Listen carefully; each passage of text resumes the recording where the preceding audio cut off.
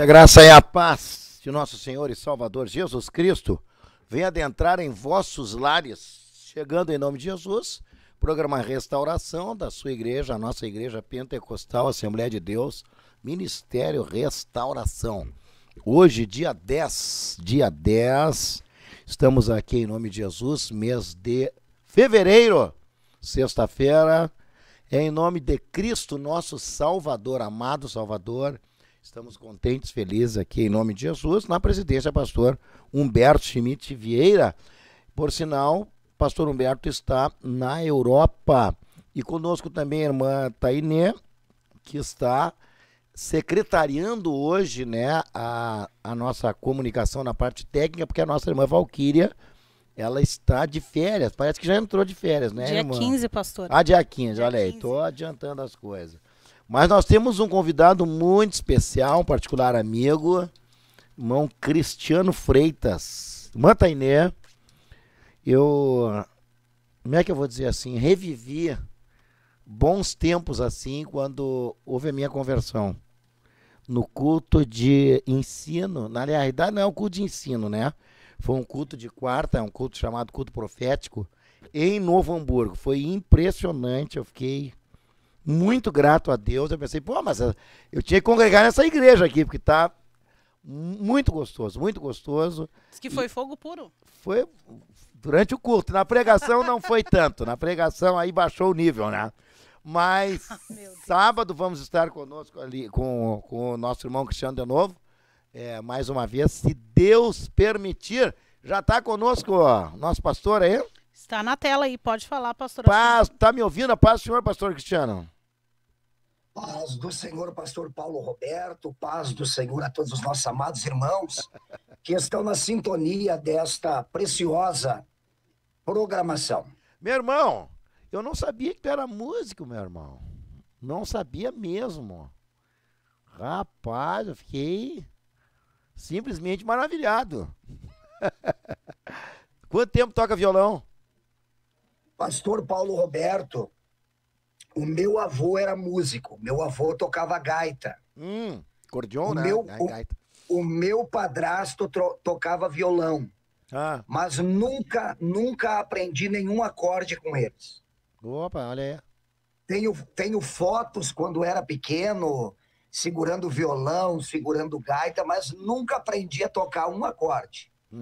Após a conversão, orando a Deus e olhando as pessoas que sabiam tocar, aprendi a tocar dessa forma. A graça de Deus nos ensinou a tocar o básico, pelo menos para ajudar, né? Às vezes até atrapalha quem conhece muito. Pois é. Meu irmão, são tantas coisas pra gente conversar, irmão Cristiano, que eu estou procurando aqui ter todo o cuidado para não perder a essência, porque eu sei que é muito rico o teu testemunho, né? O senhor passou no Desafio Jovem, e eu gostaria que o senhor falasse um pouco aí, para as pessoas conhecerem quem é o nosso pastor que está em Novo Hamburgo. Irmão, deixa eu dar uma pincelada antes de começar no seu testemunho aí, mas a igreja lotada, e sábado vai vir mais gente ainda, meu irmão. Onde é que vão botar essas pessoas, hein? Deus tem sido misericordioso, pastor Paulo Roberto, conosco. Eu fiquei impressionado, sério. E realmente há uma marca. Eu fico muito alegre, não tinha conhecimento que o senhor ia na condução da programação.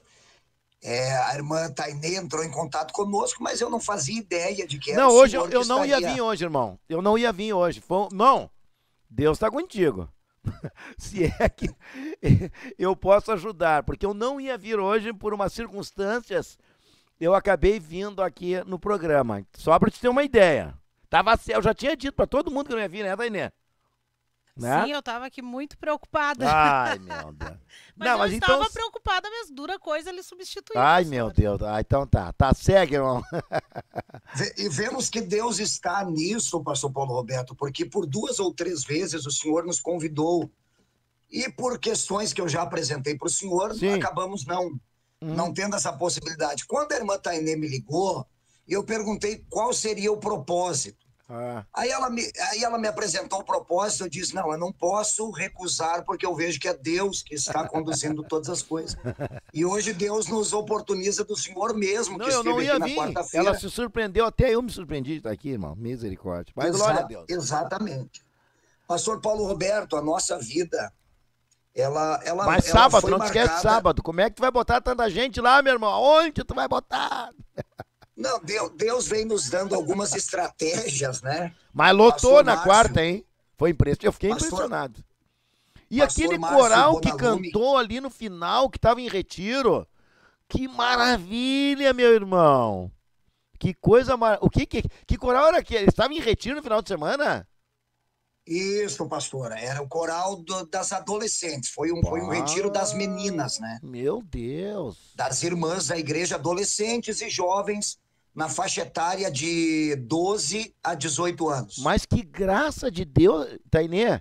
Eles começaram a cantar, automaticamente as pessoas começaram a ficar de pé assim, é uma coisa... Coisa linda. Não, olha, realmente foi uma coisa... Foi maravilhoso o negócio, foi algo de Deus, sabe? Realmente. Foi muito bom. Mas desculpa, eu te atrapalhei, irmão, vai. Nesse final de semana, pastor Paulo Roberto, nós temos, então, nosso grande culto central. Tá. Porém, nós sempre trabalhamos com um trabalho de avivamento e milagres, pois a igreja, ela só se mantém quando ela está realizando a sua real missão. Sabe que é verdade isso aí mesmo, né, irmão? Que é o propósito da evangelização. Sabe que é mesmo... real, meu irmão. A pessoa vai no culto, ele quer uma coisa, ele quer chama, né? Ele vai lá, ele quer algo de Deus. É verdade. E os nossos cultos de Santa Ceia, pastor Paulo Roberto, ele tem sido marcado com esta característica. Pessoas entregando a vida para Cristo. E eu vi ali na quarta ceia, também. Eu vi. Na Santa Ceia de janeiro, o irmão Anderson, ele entregou a vida para Jesus no culto de Santa Ceia. Anderson. A esposa já serve a Deus, ele tem o seu negócio particular, mas nunca teve um contato Ele com levava Deus. ela no culto, né? O senhor falou lá. Levava, mas isso, nunca ficou. E retornava para casa. Olha só. E no culto de Santa Ceia de janeiro, ele veio em pranto à frente do altar e entregou a vida para Jesus. Uma revolução na família, na empresa, no coração. E agora, sexta-feira passada, hoje faz exatamente 7 dias, ele foi batizado com o Espírito Santo. Misericórdia!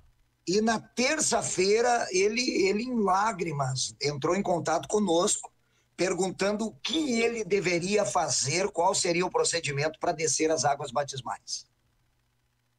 Então é algo extraordinário, porque o verdadeiro avivamento não é apenas uma manifestação dos dons espirituais, não é apenas batismo com o Espírito Santo. Não é que não seja, Entendi. Mas não é apenas isso. Eu entendi. Mas a consequência é a ação do Espírito Santo convencendo. Arrependimento. O senhor falou no culto lá, eu me lembro isso aí. O senhor falou isso lá. Exatamente. E é verdade. Então nós sempre procuramos, porque o que acontece? Nós vivemos dias hoje que uma grande parte dos membros da igreja, principalmente do Ministério Restauração, de maneira doutrinária, nós estamos sobejando. Nós estamos sobejando o conhecimento. É verdade. Nós estamos sobejando. Nós temos aí instrumentos de ensino em nossas mãos. Revistas. Que para quem tem uma facilidade intelectual, vamos dizer assim, de entendimento, está sobejando. E às vezes nós acabamos até mesmo pisando favo de mel. Porque a alma está farta, né? A alma está farta. Então é aquilo que o pastor Humberto já ministrou na própria revista Poder e Autoridade, é o dunamis. Nós não podemos apenas reter de maneira pessoal o poder de Deus. Nós temos que compartilhar este poder. Então a igreja, ela entrou por este caminho, o caminho da evangelização das almas, uma boa recepção, o amor, a unidade, porque a glória de Deus, ela não é apenas uma manifestação momentânea, mas ela vai unir a igreja. Parentes, pastor, assim, ó, e uma coisa, eu vou falar uma coisa pro senhor aqui rapidinho, porque eu quero ouvir o seu testemunho. Uma vez eu me lembro que a irmã Maria, a mãe do pastor Humberto, falou que teve um determinado pessoa que começou a fermentar no tempo do Gustavo Nordon, né? Aqui, que foram suecos. Então essa pessoa começou a ir nas casas a fermentar. E daí a irmã Maria, depois ela falando para mim, disse assim, ó, a igreja, ela tinha suas falhas também, mas qual é o lugar que não tem? Então, assim, ó, no meio do fogo, no meio do poder de Deus, são homens. Se tu for perguntar para a irmã Tainê, tu vai achar um monte de falha em mim, né? Posso começar a falar? Posso falar? Tô brincando. É normal. Então, isso aí. Agora a gente tem que entender o seguinte, a essência. E o demais, o Espírito Santo vai trabalhando, vai moldando, vai acertando as coisas. Hoje de manhã, irmão, os ouvintes pegaram 2 falantes aqui, hein? Só Jesus, hein? Hein, Matainê? Eu queria falar, mas... Não, tu não pode falar aqui, nós dois tá aqui. Vendo, pastor Cristiano? Hoje de manhã, irmão Cristiano, eu estava atendendo um casal distante, né? Distante, longe, e tratando situações do casal. E Deus deu vitória. Ajeitamos as coisas, uma bênção de Deus. Problemas na igreja, e é um dos melhores obreiros que nós temos naquela região. Mas tem problemas. Mas se humilhou, conversou e acertou. Então, assim, ó, não vai ter problema? Só os legalistas que não querem que tenha problema. Não, tem que ser pão, queijo, feijão e arroz.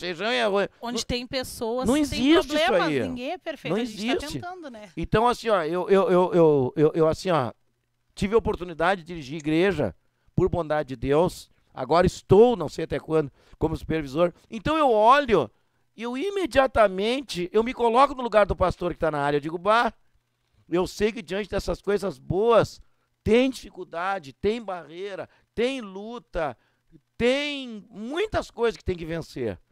Eu passei por coisas que eu não gostaria de passar de novo. Mas Deus fez coisas que eu também, até hoje ficou um marco, né? Então eu imagino, pastor Cristiano, que as dificuldades, as guerras, as batalhas tem. Mas o importante é a pessoa reconhecer que ele não é nada, né? E é Deus que está fazendo as coisas. Né, pastor? Exatamente, pastor Paulo Roberto, porque nós somos apenas um instrumento nas mãos de Deus. E Deus tem as suas multiformes. Deus vai usar o pastor Paulo Roberto de uma forma, Deus vai usar o pastor Humberto de outra forma, Deus vai usar o pastor Silvio de outra forma. Mas quando nós estamos unidos em um só propósito, é aquilo que eu costumo dizer.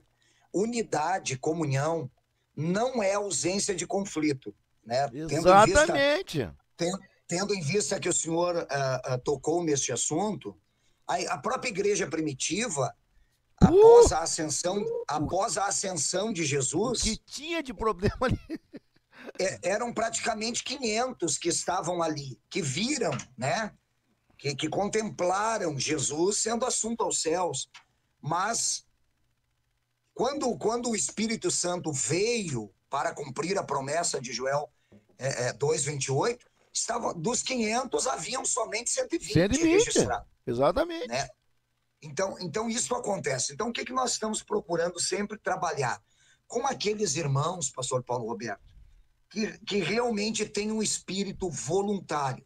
Isso é verdade. Isso é muito bom. Porque assim, ó... É outra coisa. Há algo que marca a minha vida ministerial. Eu tive a oportunidade de aprender aos pés, não vou dizer de Gamaliel, mas aos pés de homens que realmente amavam a Deus já com as suas cãs brancas. Sim. Homens maduros, homens experientes, que nos instruíram, né? que nos fizeram... Pagar o preço também, né? Exatamente. E algo interessante que 1 Coríntios 9:17 diz assim, ó: se o faço de boa vontade, terei recompensa. Mas se faço de má vontade, apenas desempenho um cargo que me foi confiado. Então, o propósito não é apenas cumprir uma escala, cumprir um compromisso. Não, é trabalhar para o reino. Sim, claro. É trabalhar para Deus. Isso aí faz a diferença. Faz a diferença. Eu sempre costumo dizer, pastor Paulo Roberto, que Paulo, ele esclarece algo interessante em Filipenses 2, a partir do 20, quando ele vai falar sobre Epafrodito. Ele vai chamar Epafrodito de irmão. Irmãos são todos aqueles que professam a mesma fé, né? Paz do Senhor, somos irmãos. Servimos a Cristo, aceitamos a Cristo. Claro. Cooperador é aquele que às vezes está trabalhando junto, né? O cooperador. Então, às vezes nós temos cooperadores. Se você der uma escala, ele vai. Se não der uma escala, ele não vai. Não vai. Se convidar, ele está junto. Se não convidar, ele não está junto. Às vezes convida e não vai também. E mesmo convidando, não vai. E existe os companheiros. A estes, Paulo disse assim, ó, companheiros nos combates, nas batalhas e nas aflições. Então, somos gratos a Deus pelos companheiros, porque Davi, só finalizando essa parte, até as pessoas têm uma ideia de que a gente é muito falante, mas quem convive comigo no dia a dia de forma particular, eu sou muito retraído, sou muito reservado. Agora, acerca do reino é uma fonte inesgotável, é só a graça que se manifesta. Pessoas mais próximas podem testificar disso. Davi, pastor Paulo, ele teve dois grandes êxitos de maneira individual. De maneira individual. E a primeira dela foi no campo, lá cuidando do rebanho. O urso, o leão, foi sozinho, não teve ajuda de ninguém, a não ser Deus, o revestimento de poder através do Espírito Santo. A segunda foi contra o gigante Golias. Glória a Deus. Foi individual. Só que o que manteve Davi no trono não foi os seus talentos individuais, foi a qualidade dos homens que se uniram a ele e que estavam dispostos a dar a sua própria vida para proteger o ungido do Senhor. Então, se nós formos analisar, a maior vitória de Davi, quando ele se promoveu como guerreiro, foi contra o gigante Golias, sozinho. Mas a maior derrota de Davi foi sozinha também no palácio, quando o exército foi para a guerra e ele permaneceu sozinho no palácio. A maior vitória foi individual, mas a maior derrota foi quando ele estava sozinho. Verdade. Então, o que nos mantém triunfante no ministério, é a qualidade das pessoas que nos cercam. É a preciosidade da lealdade. Ser leal é algo que sustenta qualquer instituição, qualquer organização, qualquer ministério. A partir do momento em que vai se degradando a lealdade, vai se fracionando a lealdade, vai se formando grupos dentro da igreja, quem triunfa sobre a igreja, quem triunfa sobre a organização, quem triunfa sobre a instituição, quem triunfa contra a igreja é o adversário. Então, a partir do momento em que nós trabalhamos com companheirismo, com lealdade, com sinceridade, com transparência, eu vejo que o Espírito Santo está ali. Porque ser leal é reconhecer as falhas, é pedir perdão, é procurar o irmão, é olhar nos olhos, é não desviar o corredor, é abraçar, é ajudar, é orar, é interceder. Então, hoje, pastor Paulo Roberto, eu sou suspeito para falar isso. Nós vivemos isso na Serra Gaúcha, por bondade de Deus, onde a nossa igreja foi conhecida no meio evangélico da Serra como o avivamento da rua São Marcos, número 77. Carlos Barbosa, né? Carlos Barbosa. Pessoas passavam na frente da igreja, pastor, se endemoniavam na frente da igreja, passando na calçada da igreja. Na rua da igreja, pessoas, os vizinhos testemunhavam, coisas que eu nunca falei, estou falando pela primeira vez aqui, publicamente. Coisas extraordinárias. Os vizinhos que eram inimigos da igreja se tornaram nossos melhores amigos. Mas em Novo Hamburgo também, né? Exatamente. Aí eu queria chegar nesse ponto. Hoje, né? Hoje, a igreja em Novo Hamburgo está sendo conhecida também, o ministério, como o avivamento da rua Emílio Ondenburger 132. E aí, glória a Deus, eu não falaria isso, mas o senhor está presente, esteve na quarta-feira. Acho que o senhor pode falar melhor do que eu. Eu gostaria que os obreiros falassem, né? Não, uma coisa impressionante. Eu fiquei maravilhado. Meu irmão, graças a Deus, mas sábado, se Deus quiser, vamos retornar lá. Nos fale uma coisa aí, como é que foi a sua conversão? O seu passado, como é que foi? O senhor nasceu, foi criado aonde? Pastor Paulo Roberto, a minha infância, eu posso dizer assim que em termos familiar, ela até foi uma boa infância, uma boa adolescência. Uhum. Mas eu tinha um espinho na carne, um algoz, que era emocional. Ah, é? Que era a questão da minha paternidade. Eu não conhecia o meu pai. Ah. Eu não conhecia o meu pai. Entendi. A minha avó é italiana. Ela é descendente de italianos. O senhor é italiano? Italianos mesmo. É italiano puro? Que vieram da Itália. Puro. Quer dizer, puro não. Puro com português. Porque o Freitas é português, né? De Portugal. E aí o Vitorazzi, que seria a da minha avó, então seria o italiano, né? Então tu é Vitorazzi. Vitorazzi e Freitas, no caso, português com italiano, em razão do meu avô e da minha avó. Né? Italiano? Só que na época a minha avó foi destituída da herança, porque ela acabou se apaixonando pelo capataz lá da fazenda, na região ali de Marques de Souza, Boqueirão do Leão. Ela era filha e se apaixonou pelo capataz. Que era português. E o português, na época, era o pelo duro, né? Para eles era negro. Para o italiano era inaceitável. Sim. Mas o cara nem negro então, mas é tido como negro. Eu fiquei sabendo a história de um camarada que matou, e ele não era negro. Aí foi em terra de alemães, a fulana, uma mulher de lá, se apaixonou agora por esse negro aí, e o cara não era negro, mas porque era região de alemães. E ele acabou matando algumas pessoas por causa disso aí. Exatamente. Então tem isso, os caras nem negro, já pensou se vai eu pra lá, hein? Entra e não sai. E infelizmente, pastor, o que aconteceu? A minha avó teve 3 filhas, né? Minha mãe e mais 2 tias. E só que o meu avô, ele acabou se entregando à bebida. Um homem com uma grande profissão, domador de cavalo, enfim, vários dotes aí que ele possuía nessa área de fazendeiro. E a minha avó acabou tendo que praticamente criar as 3 filhas sozinha. Então a minha mãe e as minhas tias tiveram que trabalhar desde muito cedo. Então, como a minha mãe era uma das mais velhas, digamos assim, ela foi trabalhar em casa de família, aquela coisa toda, já entendi agora. Com 12 para 13 anos. Então, o mundo, né? O mundo já naquela época tinha suas maldades, a ilusão da juventude, festas, boates, a falsa liberdade. E minha mãe acabou se relacionando com um, com outro.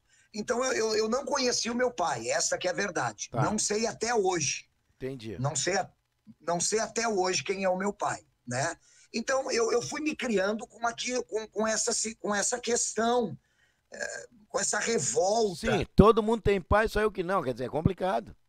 Exatamente. Então, assim, quando eu cheguei até na escola, quem é o teu pai? Exato.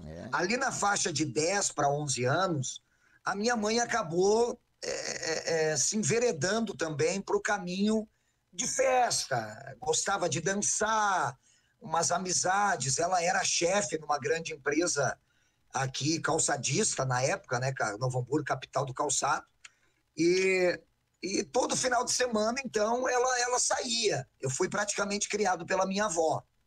Fui praticamente criado pela minha avó. E as amizades, eu jogava futebol na época, inclusive eu estive praticamente dentro do Grêmio. Por causa das drogas, eu acabei optando por não jogar na base do Grêmio na época, né? Eu tinha Eu tinha 14 para 15 anos, por causa das drogas, más companhias. Então, jogava muitos campeonatos, tive a oportunidade de jogar na Argentina e coisas semelhantes, né? O Uruguai também, tive convite de ser contratado lá pelo Uruguai, na época. E isso veio me trazendo uma revolta. E eu, com 13 anos de idade, eu comecei a trabalhar em farmácia, né? Sempre me destacando ali nos cursos. Na época, podia assinar carteira já com 13 anos de idade, não precisava esperar os 14, porque eu faço aniversário em junho. Então, tinha uma regrinha básica ali que com 13, conforme o mês, poderia assinar carteira. Então, trabalhei em farmácia, né? Trabalhei com remédios controlados, aquela coisa toda. Né? Praticamente fui um farmacêutico na época, né? Mesmo sem o diploma, mas eu fui condicionado por profissionais a trabalhar nessa área. Mas só que a amizade, acabei me envolvendo com colegas de trabalho que se enveredaram para o crime, né? Quadrilha, assaltos e coisas do tipo. E fomos atraídos por este submundo aí e acabei foragido de 3 cidades. Né? Muitas pessoas não entendem a importância do que é o testemunho. Em Novo Hamburgo mesmo e em outras cidades, a gente testemunhando, eu já vi pessoas entregando drogas na frente do altar, facas, armas, né? Cachimbo, de crack, enfim. Porque realmente a gente não fala o testemunho como uma vantagem ou por ter sido algo ou alguém. Claro. Não, é unicamente para a glória de Jesus. Entendi. Né? Unicamente para a glória de Deus. E o que acontece? A minha mãe, ela então, começou a orar. O senhor andava com arma pesada? Sim. Infelizmente, sim. Tivemos más companhias mesmo, né? E aí, rapaz, tu acredita que eu nunca dei um tiro com um revólver, tia? Eu não sei nem que... Glória a Deus por isso. Então, o que acontece, pastor Paulo? A minha mãe trabalhava como chefe e tinha uma crente no setor de trabalho dela. E essa irmã sempre cantando, alegre, enfim. E um dia, a minha mãe perguntou para ela por que ela estava sempre cantando. Enfim, e ela disse, não, eu sirvo a Jesus. Glória. Né? Eu vou à igreja, minha família serve a Jesus, tal. Aí um dia ela chegou na minha mãe, viu que a minha mãe não estava bem, e disse, Gê, o que está acontecendo contigo? Eu vejo que tu não está bem. E na época a polícia havia batido lá em casa, a polícia civil, com um mandato. E a própria polícia disse assim, ó, a senhora não se assuste se a qualquer momento vir a notícia que o seu filho amanheceu com a boca cheia de formiga. Exatamente essas palavras. Que barbaridade. Exatamente essas palavras. E a minha mãe entrou em choque emocional. Mas que bárbaro. Mas então tu já era conhecido no meio da polícia já? Infelizmente sim. Na verdade era uma quadrilha, né? Era uma quadrilha. Mas uma quadrilha. Era uma quadrilha. Então o que acontece? Ela estendeu o convite para minha mãe. Ela estendeu o convite. Eu morava do lado de uma igreja, né? Uma igreja Deus e Amor. Imagine a Deus e Amor, pastor Paulo Roberto, há 25, 26, quase 27 anos atrás. Imagine uma Deus e Amor há quase 27 anos atrás. Era uma loucura, parecia que o telhado ia saltar para cima sem microfone.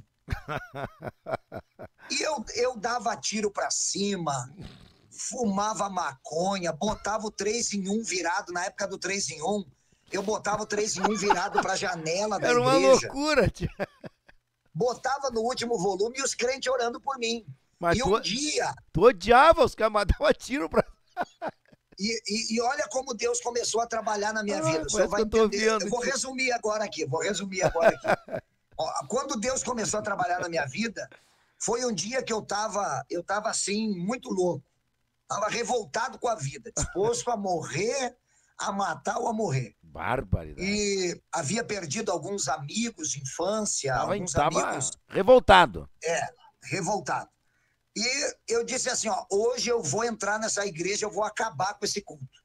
Porque não aguentava mais o barulho? Não aguentava. E vigília? E quando tinha vigília? Não, aí era uma loucura, né? É que nas vigílias, normalmente eu não estava em casa, né? Ah, pois é. À noite eu não estava em casa. E aí o que acontece? Coloquei a arma na cintura e fui. Quando eu cheguei, pastor Paulo Roberto, na porta, uma igrejinha simples. Oh, aleluia. A porta não tinha ar-condicionado, não tinha nada. Quando eu fui entrar na porta, eu senti que eu bati numa barreira invisível, como se fosse uma porta. Eu não acreditei, eu vim para trás, olhei de novo e fui de novo. Quando eu fui de novo, eu senti uma mão no meu peito que me jogou para trás. Meu Deus! E aí eu senti uma coisa ruim, uma coisa de morte. E aí voltei para casa bem quietinho. Os crentes até hoje não sabem disso. Porque eles estavam orando. E o senhor sabe que eles oram de frente pro altar, né? Então, assim, ó, eles não viram o que aconteceu. Incrível. Eles não viram. Incrível. Mas eu ia lá, eu ia direto no pastor, eu ia acabar com o culto. E foi algo extraordinário, né? Aí, anos depois, vamos voltar na minha mãe. Aí minha mãe foi convidada e ela foi nesse culto. Só que não era um culto. Louvor, palavra introdutória. Não, era um culto de oração. Ela chega lá, aí a que convidou a minha mãe disse assim, olha, tá aqui a solução pro teu filho. Dobra o teu joelho e fala para Deus o que tu precisa. Aleluia! A minha mãe dobrou o joelho, católica, né? Católica, não praticante. Minha mãe dobra o joelho, né? Nas primeiras cadeiras, assim, entrando na igreja, e falou assim, cochichando. Minha mãe testemunha isso até hoje, que ela disse assim, ó, Deus, eu não sei mais o que fazer. Se tu existe mesmo, eu entrego meu filho para ti. Na mesma hora, lá da frente, lá próximo ao altar, levanta uma senhora, cabelinho branco, marchando e falando em língua estranha. E aí vem marchando no corredor e coloca a mão na cabeça da minha mãe, sobre as costas, assim, a nuca, né, a cabeça da minha mãe, e disse assim, eu ouvi a tua oração. Aleluia. E me agradei. E a partir de hoje, ele será para mim como um filho e eu serei para ele como um pai. E ele passará mais tempo comigo do que contigo. Ele passará mais tempo trabalhando para mim do que próximo a você. E, de fato, isso tem acontecido. Ontem mesmo minha mãe perguntou, filho, quando é que vai aparecer? E eu sempre lembro ela da mesma coisa. Lembra, mãe? Deus falou que eu passaria mais tempo com ele do que com você. Então, a minha vida foi marcada. Então, nesse processo, pastor Paulo Roberto, de muitos amigos morrendo, eu estava na esquina de casa. E os inimigos, né, do mundo, enfim, vieram, tentaram matar 2 pessoas e me pegaram na esquina de casa. Me pegaram pelo braço. E naquele momento Deus me deu mais um livramento. Eles desceram para realmente nos matar. Me deu mais um livramento. E nesse meio tempo, o meu tio, que já vinha tentando me ajudar, sempre tentando me encaminhar para um centro de recuperação, enfim, e eu nunca aceitei, né? Nunca aceitei. Saí foragido da cidade de Novo Hamburgo na época, em 1995, eu fui dado como morto. Numa operação da Polícia Civil com a DENARC. Na época eu fui dado como morto, saí na primeira página de jornal. Vocês da tirotearam? cidade de Novo Hamburgo. Oi? Vocês tirotearam com a polícia?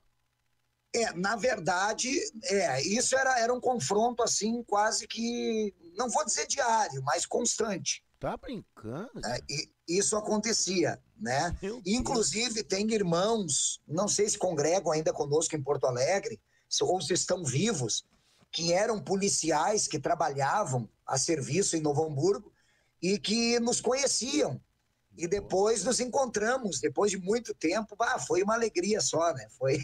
Foi algo extraordinário, né? Algo extraordinário. Imagina. Então eu saí de Novo Hamburgo, fui para Canoas, casa de uma das minhas tias, e infelizmente com a intenção de parar, mas fui envolvido também pela criminalidade E ali, então, invadiram uma casa para me matar e eu não estava em casa naquela ocasião.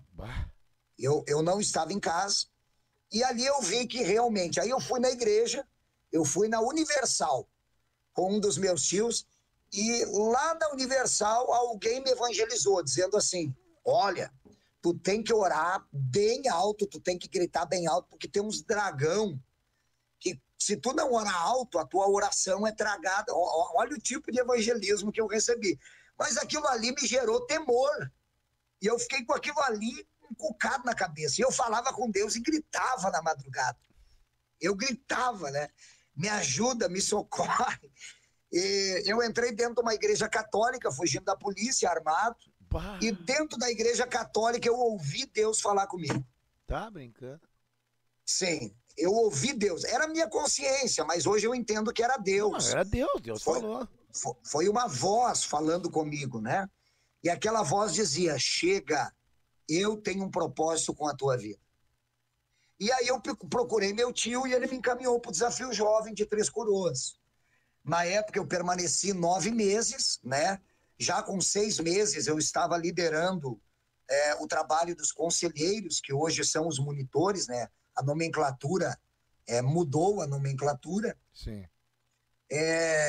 Com 9 meses, então, terminando a recuperação, podendo já, digamos, teoricamente... O irmão né? chegou a pegar um período que eles oravam bastante, né? Sim, isso aí sim, nós orávamos por tudo. Isso aí fazia diferença, né, irmão? Pelo amor de Deus. Bah. São muitas experiências que nós tivemos. Uma vida de jejum e oração. Pastor, eu me recordo de um propósito assim E Deus agia em detalhes. Detalhes. Coisa, né, tio? Coisa em linda. tudo, em tudo. Tanto na provisão pessoal, o desejo de comer um doce, uma bala, uma rapadura. Que coisa incrível isso aí. Um chimarrão, um churrasco, né? Porque isso aí é raridade. Era, pelo menos na época, na nossa época, né? Era uma raridade. E aí nós optamos de maneira voluntária. E até churrasco comeram lá? Oi? Aconteceu de comer churrasco? Ah, sim. Inúmeras vezes. Já pensou, né, tia? Em tempo de seca, a água que vinha de uma vertente do morro secar e eu estar lá presencialmente. Eu fui lá para resolver o problema na época. Eu era diretor da primeira fase, eu peguei mais 2 ajudantes e fomos. Só tinha um risquinho d'água. E aí aquela turma toda sem água para banho, aí tinha que trazer de tarro da cidade dentro do caminhão ou da Tupi, tinha que trazer. Imagina o transtorno. Bah. E nós oramos, dobramos os joelhos. Eu estou falando de algo que eu... Aquele monte de moço lá para água, para tudo, para comida, para lavar, para tomar banho. Para banho, para tudo. E isso é uma das experiências que eu estive pessoalmente. Eu dobrei os joelhos, né, juntamente com mais 2 irmãos, diante daquela grande cachoeira, que era a fornecedora de água. Que estava seco. Estava seco. Nós dobramos os joelhos lá e veio uma glória de Deus, algo extraordinário. Pastor Paulo Roberto, nós descemos, questão de 2 horas, começou um estrondo como se fosse o céu em trovoada. Bah. E de repente começou a vir, mas assim, mais uma enxurrada de água que parecia que a montanha, um monte estava desabando. E veio aquela água em abundância. Bom, foi algo extraordinário. Quem era batizado com o Espírito Santo chorava e falava em línguas estranhas. Era algo extraordinário. Que coisa linda isso aí, meu Deus do céu. E aí permanecemos durante 4 anos. Né? 4 anos. O senhor viu milagre aí dentro, né? O senhor viu muito milagre lá? Alguns milagres. Meu Deus do céu. Não, porque um lugar assim que as pessoas vivem só pela fé é lindo, irmão. Pelo amor de Deus, Bah. A presença de Deus está ali, né? É extraordinário, pastor. Agora, a única coisa assim que eu procuro guardar e manter, que é algo que, infelizmente, a igreja... Eu vejo que a igreja não está preparada de forma geral. Aos remanescentes, há aqueles que, como Abacuque, estão clamando: aviva, Senhor, a tua obra, no meio dos anos a notifica. Uhum. Mas eu vejo que, de uma forma geral, quando eu falo a igreja, não estou falando apenas o Ministério Restauração. Sim, entendo. Mas a igreja, de forma geral, ela está muito aquém de viver o novo de Deus, Claro. de viver o sobrenatural. Porque nós acabamos padronizando e querendo domesticar o Espírito Santo. Claro, nós sim. queremos determinar como ele deve agir, né, como ele deve se manifestar. A gente julga, isso aí é meninice, isso aí não é, isso aí é Deus, isso aí é carne. Sim. Que muitas pessoas estão deixando de viver o verdadeiro avivamento que Deus levantou o Ministério Restauração para produzir, ou através do Ministério Restauração para produzir. Yeah. Meu irmão, uma outra curiosidade, eu tinha 2 perguntas. Eu conheci a sua esposa, achei muito simpática, as suas meninas também. Onde é que o senhor conheceu ela? A minha esposa, pastor, foi assim algo muito extraordinário, a maneira como Deus também trabalhou. O pai da minha esposa era presbítero na Assembleia de Deus. E ele era coordenador de uma equipe de evangelismo. E o meu concunhado, no caso, casado com a irmã dela, ela é a mais nova das 2 moças, né? Já me conhecia do tempo antes da conversão.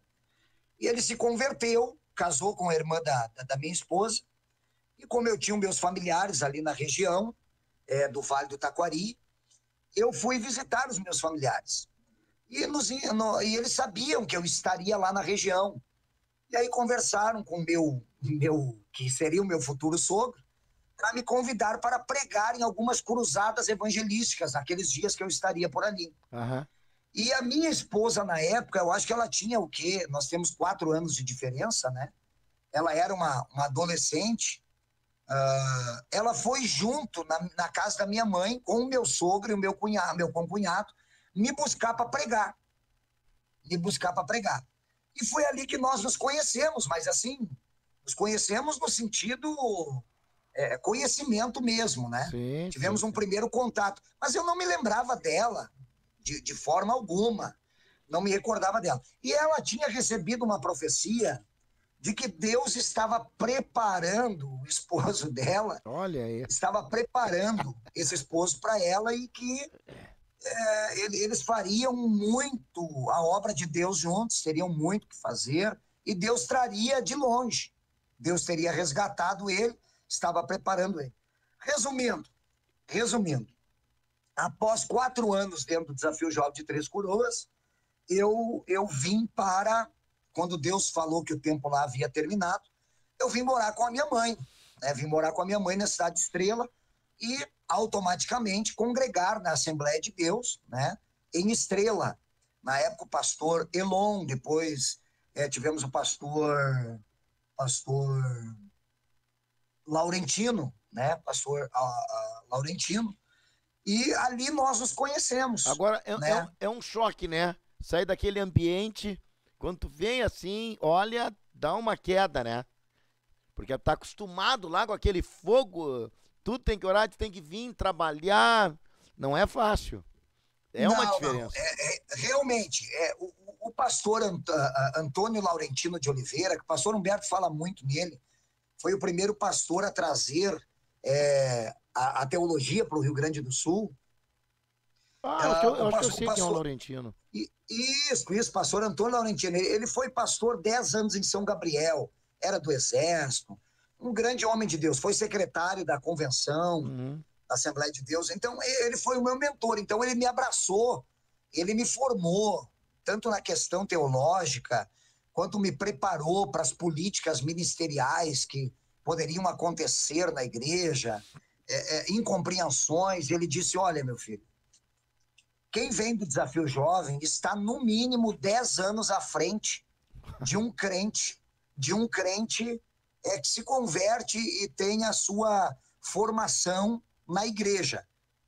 Porque lá vocês estão à frente do tempo, na questão espiritual, oração, jejum, leitura. Então tu vai ter que saber administrar isso, porque tem pessoas que não vão entender isso e vão pensar que tu tá se achando mais do que eles. Mas fica tranquilo que eu sei que é Deus na sua vida. E aí eu me lembro, pastor Paulo Roberto, que o pastor Antônio Laurentino, ele fez uma lista com mais de 20 obreiros que ele iria consagrar. Ele começou a provar os obreiros e começou a riscar, só que isso ele revelou só no dia da consagração.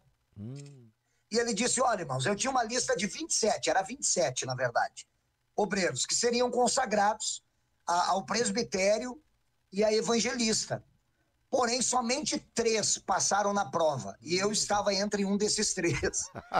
E ele me consagrou presbítero. Só que, na verdade, ele me botou na linha de frente e eu arrumei inimigos sem intenção nenhuma. Porque aqueles que estavam esperando ser consagrados e não foram, nos odiaram. É complicado. Então foi no meio dessa loucura aí. Aí o pastor Laurentino me botava a pregar no lugar dele, no culto de Santa Ceia. Não, aí arrumou um problema pra ti.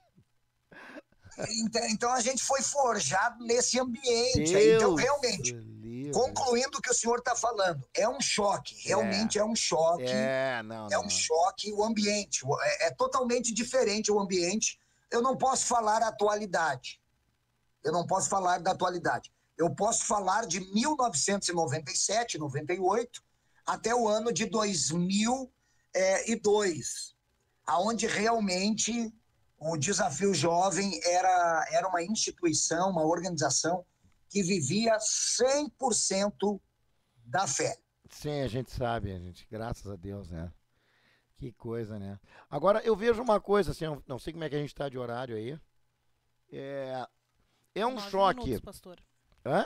9 minutos. Eu vejo assim que é um choque para quem vem, a pessoa vem realmente com algumas coisas diferenciadas, mas em contrapartida também, quem está aqui tem alguns pontos muito além de quem está chegando. Então, assim, ó, dá uma, como é que eu vou dizer assim, ó, uma batida assim entre, né, quem vem de lá e quem está aqui. Então tem que ter uma conversão. E isso muitas vezes é difícil. O ideal seria, né? Eu já tive pensando sobre isso, que a pessoa antes de sair tivesse um projeto lá dentro daquele local que fosse preparando a pessoa gradativamente para ele enfrentar a sociedade. Existe, pastor. Existe o chamado mas eu não sei social. Se existe. A reinserção, né, irmão? Não, hoje, né? Hoje. Isso aí não faz muito tempo. Na verdade, isso veio a partir do pastor David Wilkerson. Sim. Isso. Porque a pessoa, ele vem naquela chama, é tipo atirar o camarada dentro da água. Ele vem pra... Exatamente. Não me entende, o cara se desvia.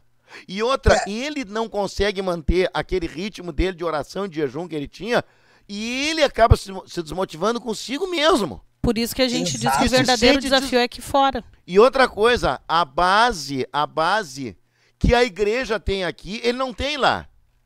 Exato. Não tem. Então, assim, ó, a pessoa, ele vem de uma formação boa, mas que nem o evangelho, só que tem as cartas paulinas.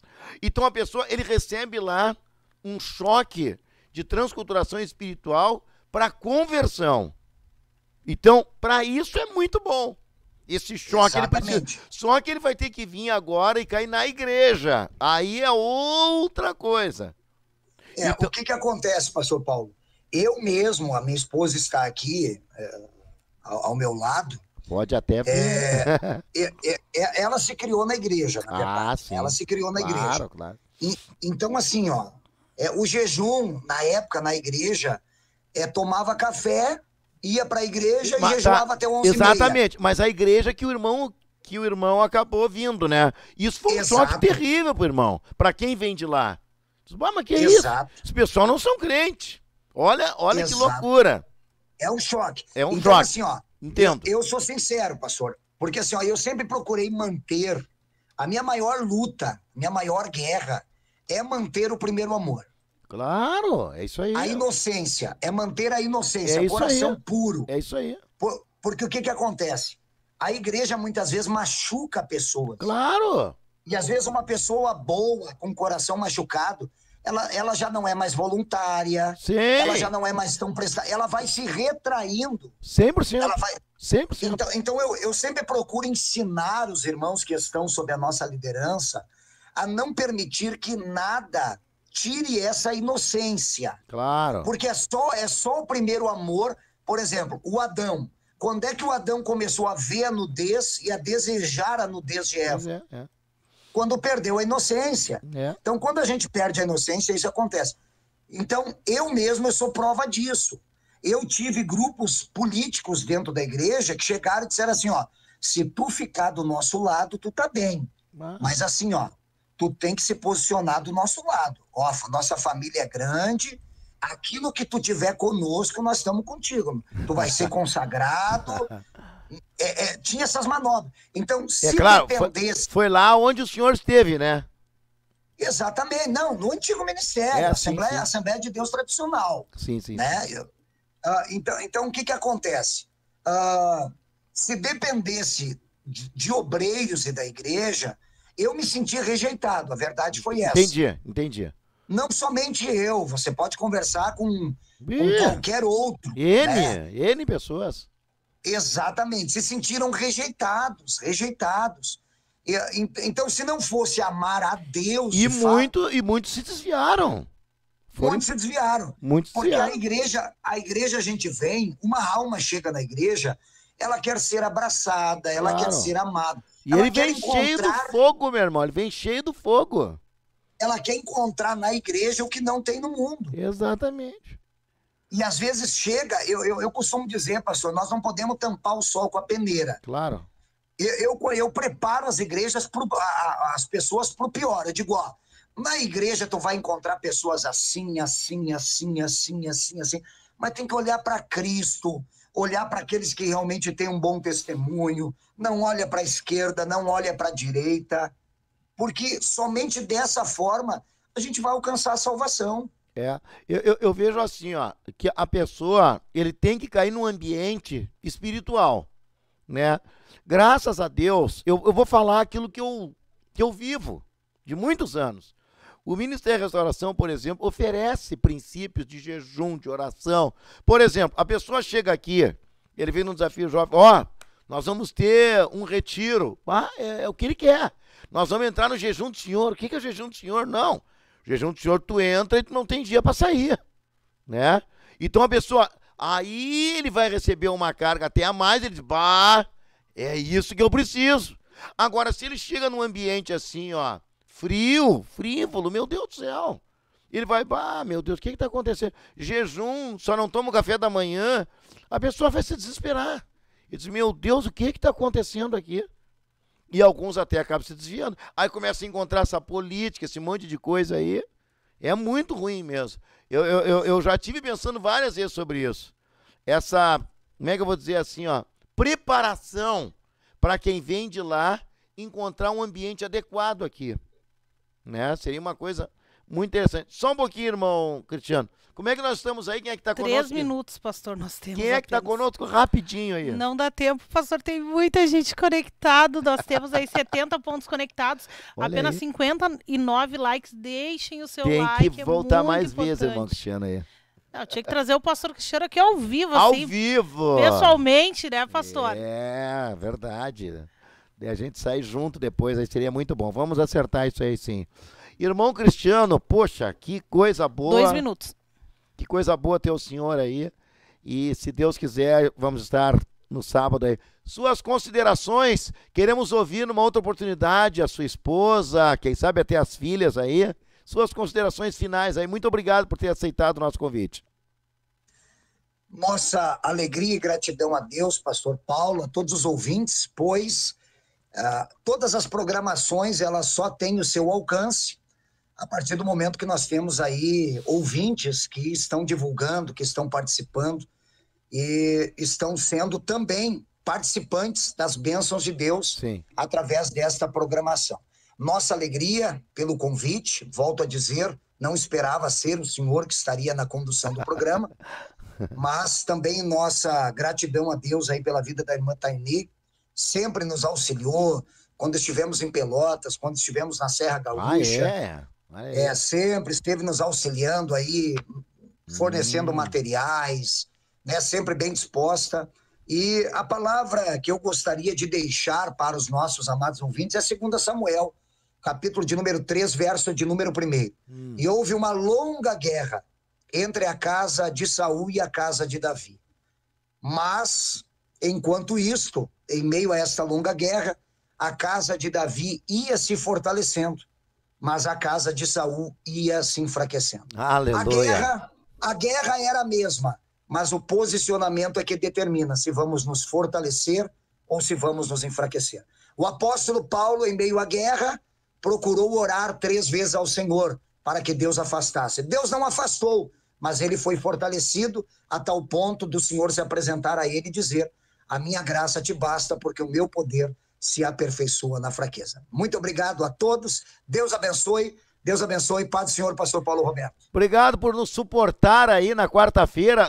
Olha, me senti constrangido, irmã Tainé, diante de tanta coisa bonita que eu vi lá. Sério, eu até falei pro pastor Cristiano, irmão Cristiano, eu fiquei meio constrangido aqui.